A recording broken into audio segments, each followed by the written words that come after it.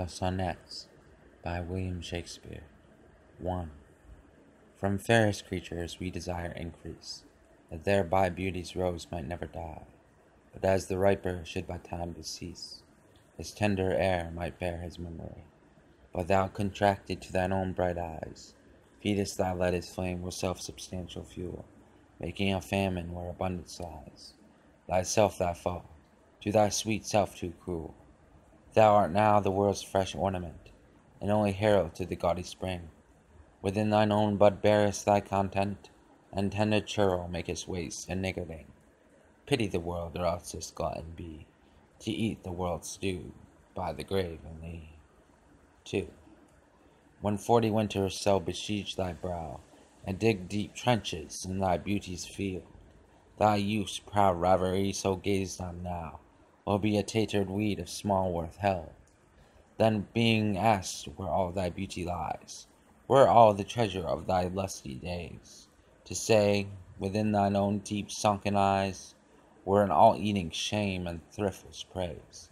How much more praise deserved thy beauty's use, if thou couldst answer this fair child of mine, shall sum my count and make my old excuse, proving his beauty by succession thine. This were to be new made when thou art old, and see thy blood warm when thou feelest it cold. 3. Look in thy glass, and tell thy face thou viewest. Now is the time that face should form another, whose fresh repair if thou not renewest, thou didst beguile the world and bless a mother. For where is she so fair whose unneared womb disdains the tillage of thy husbandry? Or who is he so fond will be the tomb of his self-love to stop posterity? Thou art thy mother's glass, and she in thee calls back the lovely April of her prime. So thou through windows of thine age shalt see, despite of wrinkles, this thy golden time. But if thou live, remember not to be, die single, and thine image dies with thee. 4. Unthriftily of loveliness, why dost thou spend upon thyself thy beauty's legacy? Nature's bequest gives nothing, but doth lend, and being frank she doth lend to those who are free. Then, beauteous niggard, why dost thou abuse the bounteous largesse given thee to give? Profitous user, why dost thou use so great a sum of sums, yet canst not live?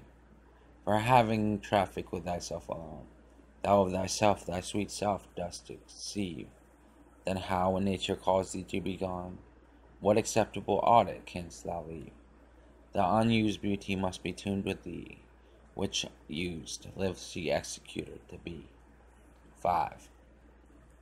Those hours that with gentle work did frame the lovely gaze where every eye doth dwell, will play the tyrants of the very same, and that unfair which fairly doth excel. For never resting time leads summer on, hideous winter and confounds him there, sap checked with frost and lusty leaves quite gone, beauty o'ersnowed and bareness everywhere. Then were not summer's desolation left, a liquid prism pent in walls of glass.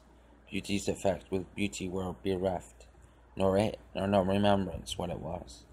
But flowers distill though they with winter meet, least but their snow, their substance still live sweet. 6. Then let not winter's ragged hand deface in thee thy summer ere thou buildest still. Make sweet some vial, treasure thou some place, with beauty's treasure ere it be self-killed. That use is not forbidden usury, which happy is those that pay the willing loan. That's for thyself to breed another thee, or 10 times happier be it 10 for 1. 10 times thyself were happier than thou art, if 10 of thine 10 times refigured thee. Then what could death do if thou shouldest depart, leaving thee living in posterity? Be not self-willed, for thou art much too fair to be death's conquest, and make worms thine heir. 7.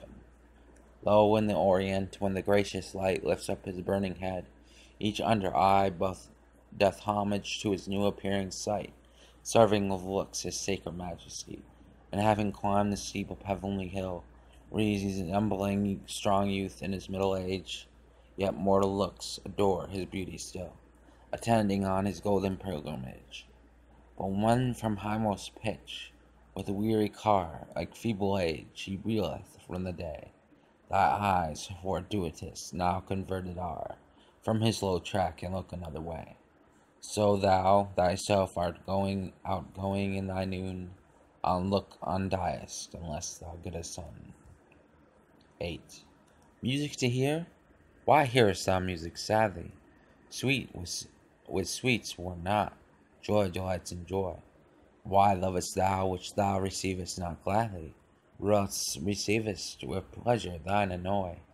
If the true concord of well-tuned sounds by unions married do offend thine ear, they do but sweetly chide thee who confounds in singleness the parts that thou shouldst bear. Mark how one string, sweet husband to another, strikes each and each by mutual ordering, resembling sire and child and happy mother, who all in one pleasing note do sing, whose speechless song being many seeming one, sings this to thee, thou single would prove none. 9. Is it for fear to wet a widow's eye that thou consumest thyself in a single life? Ah, if the issueless shall have to die, the world will wail thee like a makeless wife.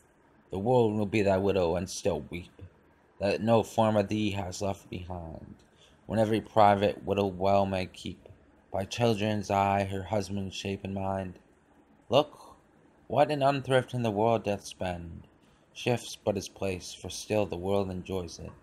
But beauty's waste hath in the world an end, and kept unused, the user so destroys it.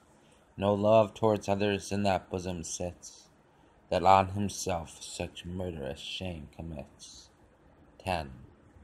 For shame, deny thou bearest love to any, who for thyself art so improvident.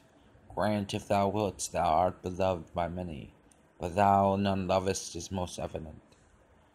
For thou art so possessed with murderous hate, that against thyself thou seekest not to conspire, seeking that beauteous roof to ruin it, which to repair should be thy chief desire.